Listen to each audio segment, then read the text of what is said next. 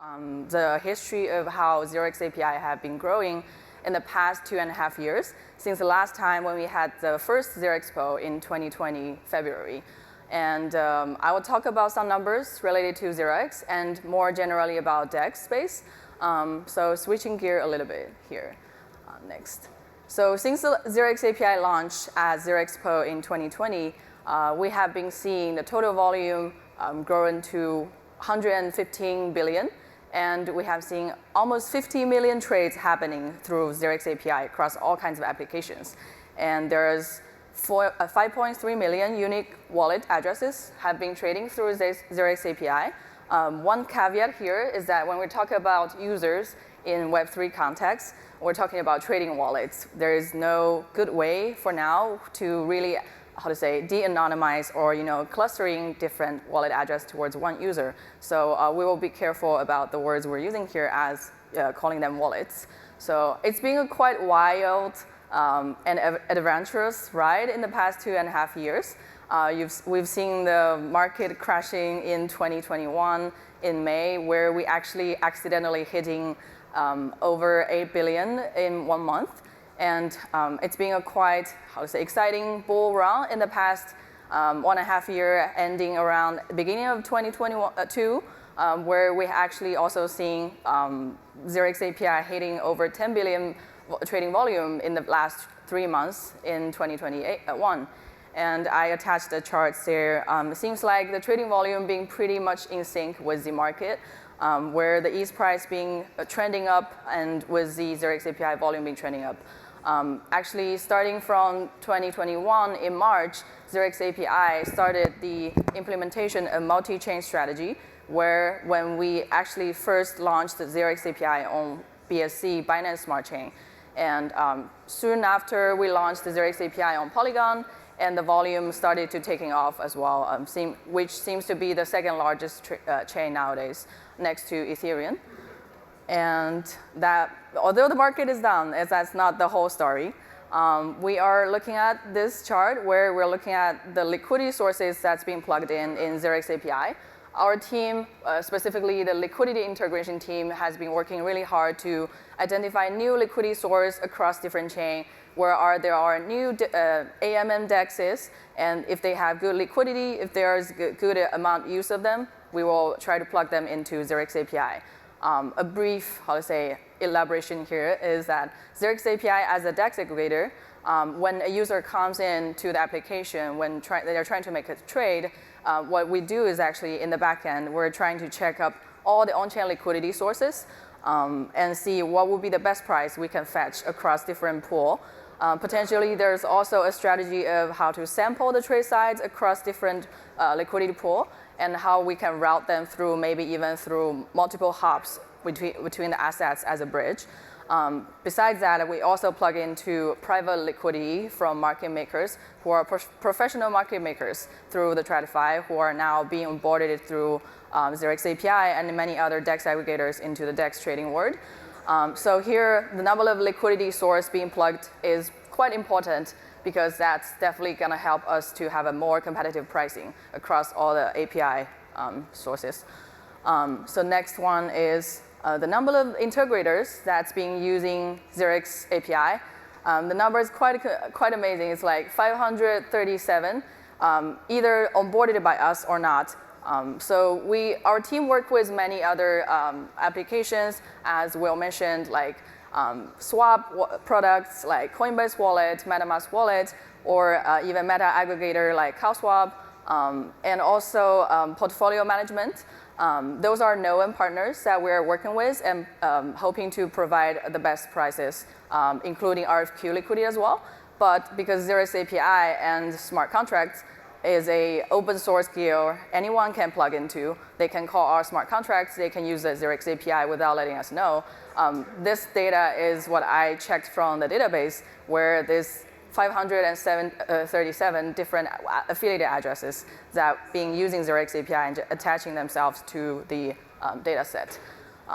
And we've been seeing this trend being going up over time. This is not a cumulative time series chart, so it's actually number of active integrators that's using 0x API to date. So next one is actually the volume across actually number of active wallets that's been using 0x API. We've been seeing a quite interesting bump last year at the end where most of the active wallets are coming from Zapper, who have been doing a quite amazing and appealing Quest campaign from their product, which attracted a lot of users on Polygon, where actually we hit almost 700, actually 800K user per month with that trend going crazy. Recently, the market been winding towards more stable trend of 50K users per month. And you can see the breakdown by different applications, or we call them affiliate, across different chain.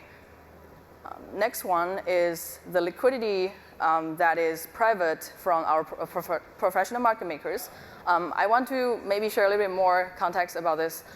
So as we just mentioned, 0x API as a DEX aggregator, we're tapping into on-chain public AMM liquidity, but also work with professional market makers to compete against or compete along with market AMM liquidities. What does that mean? That means when a user goes to Matcha and say, I want to make a trade, and at this time, we're checking Uniswap, we're checking SushiSwap, and we're also pinging the professional market makers, the big trading firms, to see now this user wants this trade, what will be your price to provide it for our platform?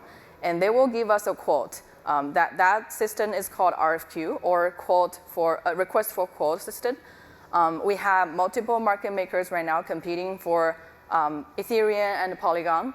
And with that technology, we're able to provide user a gasless trading experience on Matcha, which means you don't really need to have the gas token or Ethereum or Matic in your wallet for certain trading pairs when you are making a trade.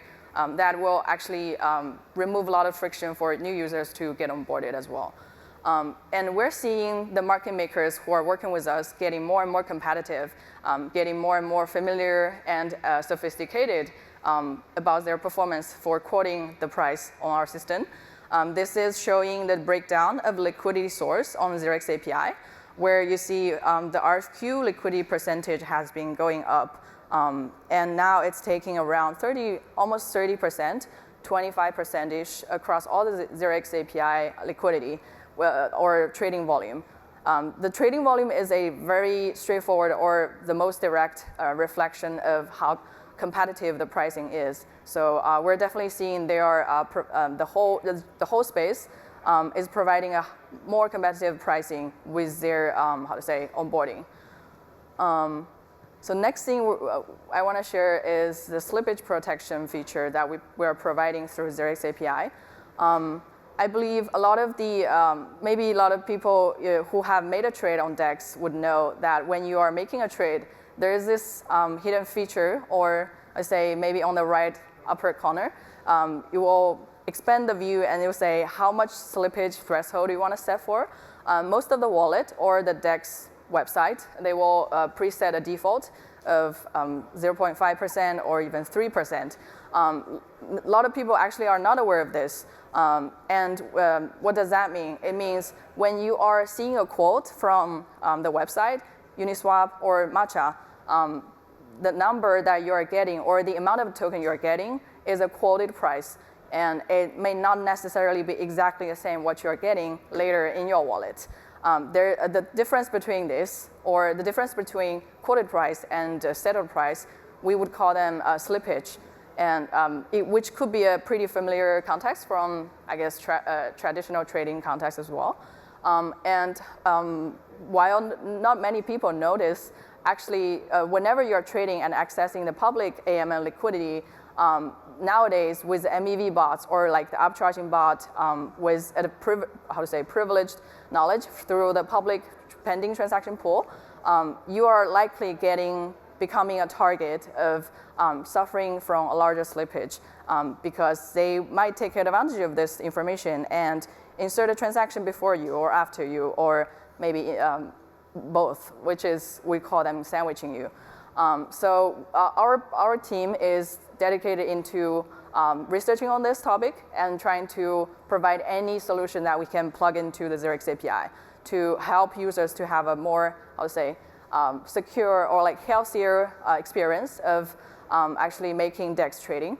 One underlying thing here to enable this is the private liquidity we just mentioned.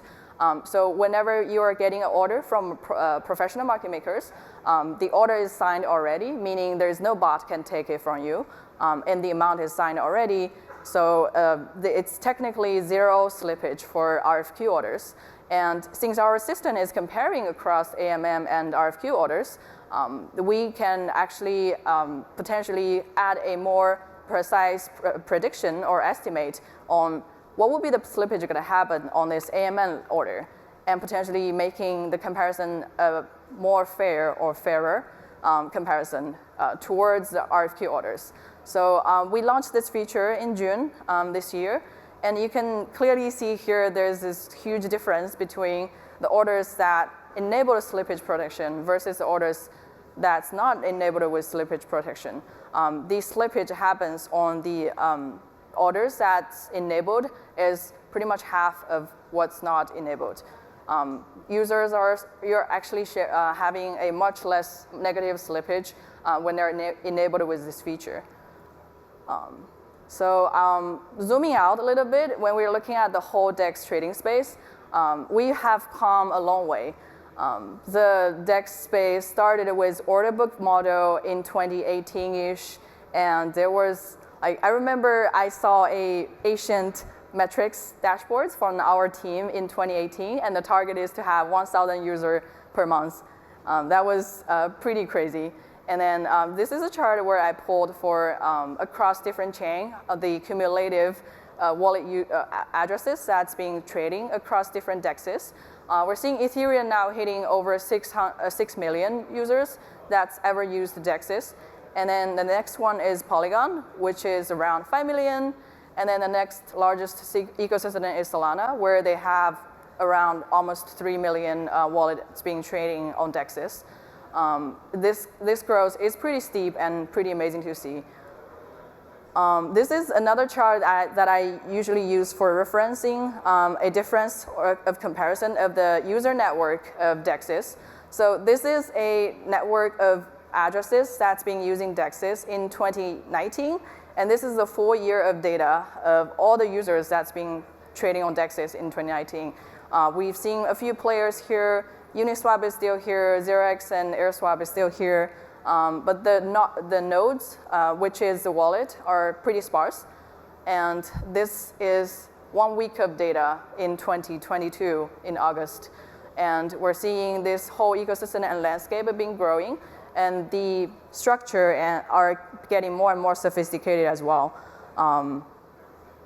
It's pretty crazy to see. And there's another comparison here where I found a pretty old chart where back in 2019, the monthly trading volume on DEX was 1 million.